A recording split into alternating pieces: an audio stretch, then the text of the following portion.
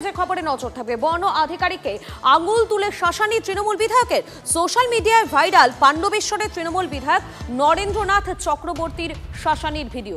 দুর্গাপুরের হেতোডোবা শিল্প তালুকের পাশে বাঁশগোড়া এলাকায় বৃক্ষরোপণ কর্মসূচিতে জেলা শাসকের সামনে ডিভিশনাল ফরেস্ট অফিসারকে ধমক পাণ্ডবেশ্বরের বিধায়ক নরেন্দ্রনাথ চক্রবর্তীর। শাসক বিধায়কের দাবি, ওনাকে না জানিয়ে এই কর্মসূচি গ্রহণ করা হয়েছে, ভোটে হারানোর চক্রান্ত করা হচ্ছে বলেও দাবি তৃণমূল বিধায়কের।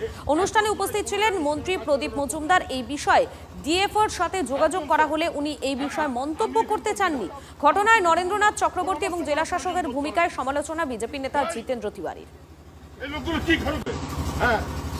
এখানকার মানুষকে ইয়ে করার জন্য, আমার লোকগুলোকে খারাপ করার জন্য এত দূরে 15 আগস্ট গাছ লাগানোর প্রোগ্রাম হয়েছে।